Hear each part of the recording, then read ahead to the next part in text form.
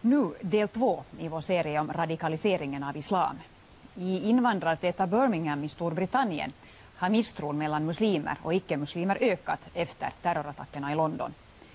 De olika grupperna lever helt åtskilda och det är en orsak till att en del muslimer dras till fundamentalismen.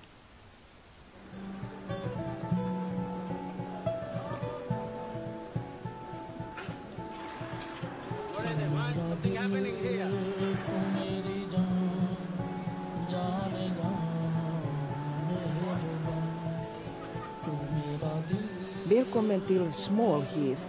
Det är den här stadsdelen i Birmingham som vi hittar den största etniska gruppen, den pakistanska kolonin. Med de färggranna fasaderna döljer många sociala problem. We have unemployment which is 4 times as high here. We have some of the poorest educational outcomes, some of the weakest schools. We have high problems, incidences of heart and cardiovascular illnesses. We have some of the poorest housing. How big is the Muslim community here? In Birmingham, we have a total population of 1 million people. Approximately today we have around 200,000 Muslims. But this number is growing. It's growing because of the high birth rates. It's also growing because of high rates of in-marrying. All of this concentrates the numbers. And so we have this phenomenon that by 2011, this city will be more than half non-white. A fair proportion of that will be, of course, Muslim. Birmingham är en av de brittiska städer med ett terrorrykte. Under de senaste 6 åren har flera självmordsbombningar i Mellanöstern utförts av unga män härifrån. Också 2 av de mest radikala ideologiska grupperna är verksamma i Birmingham. Och så här såg det ut efter att 4 personer hade gripits misstänkta för inblandning i det andra men misslyckade attentatet mot Londons tunnelbana. Härifrån kom också en av huvudfigurerna i den planerade storattacken mot flygtrafiken i somras. Och antiterroroperationerna har inte lämnat det muslimska samhället oberört.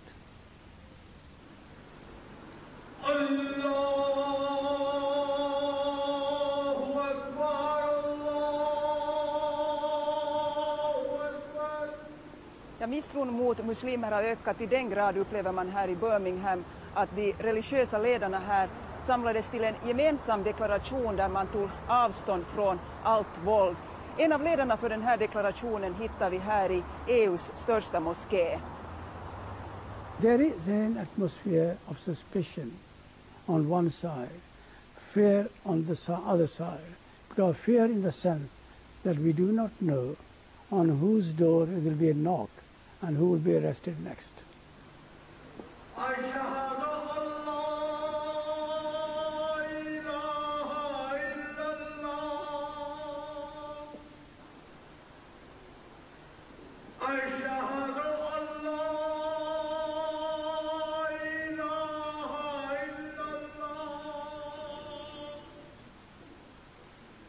Birminghams centralmoské har gjort sig känd för att försöka överbrygga motsättningar och här välkomnas också icke-muslimer.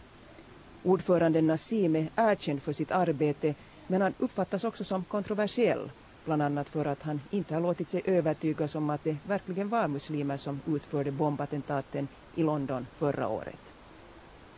It is very simple in our view. Let us have an open, independent inquiry about 7th of July. So we can have an insight as to what is going on. If it is really Muslim, what type of Muslim are involved in this? So we can target them. I mean, people who come in the mosque, I don't see a single person who stands for terrorism. Now, with that being the case, how are we supposed to combat? We can't combat something which doesn't exist. Den pakistanska kolonin lever isolerat. Det är en egen värld där många knappt talar engelska. Terror attacks, that's why no liking terror attacks. Terror attacks no good, that's why. Här måste en av männen översätta min engelska fråga, men de äldre vill inte säga något om muslimernas ställning.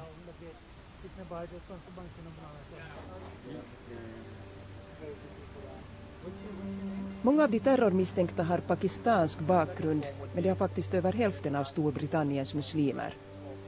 Den fråga som ställs om och om igen är varför till synes helt vanliga moderna unga män plötsligt blir självmordsbombare till omgivningens bestörtning. Frågan går nu till en av de främsta brittiska forskarna i etnicitet och radikalisering som själv har familjerötter i Pakistan och Kashmir. Okay, we do have a phenomenon where we see British-born Pakistanis engaged in suicide terror missions here in the UK and abroad, i.e. Israel. Now, when we say that they might be well integrated and they seem perfectly good citizens, it's only on the surface because there is a certain lacking of fuller engagement in their experiences. So they're not really well integrated citizens at all by any stretch. Just because they wear the jeans and the baseball caps and they speak the language doesn't mean that they're fully incorporated into society. We have to mingle with the society. We have to get to know our non-Muslim counterparts. Because if we don't mix with them, then we don't know what your society is like, and then there's segregation. And when there's segregation, that's what causes problems. We have to intermingle, and that's I think, and that will solve a lot of problems. The people who are saying this about radicalized, we don't classify them as Muslims. That's not written anywhere in our religion that you should blow up, etc. This and that. That's not written in our religion. If anyone reads about religion, it's about peace, and so it's not anything to do with radicalizing Britain or anything. But have you heard about these things happening here in this neighborhood, for instance? No. As in radicalizing? Yes. No, none at all. They think that it's us Muslims that are doing it, but I don't think it is. Because we think of ourselves, because we are good people, but we're not terrorists. Not all Muslims are terrorists. Nej, det finns nog ingen här som öppet skulle stödja extremism, men den existerar. Också salafismen finns representerad. Det är dess radikala inriktning som Osama bin Laden bekänner sig till. UK-born Muslims speak English first, but the language is alien in the mosques, especially Punjabi or Urdu. So this is why the mosques and imams are important factors, not because they've been directly involved in radicalization, but because they haven't been able to engage the young people. So that the young people who want an interest in Islam go elsewhere, the internet, radical bookshops, cheap downloadable literature in English. Men en känsla av att ha en chans i det brittiska samhället handlar inte bara om ledarskap, det handlar också om att få en bättre start i livet. And we need to target them at a very early age through education programs, working with the national curriculum, and that includes building bridges and awareness for Muslims and non-Muslims about the other, and increasing that confidence and that sense of trust.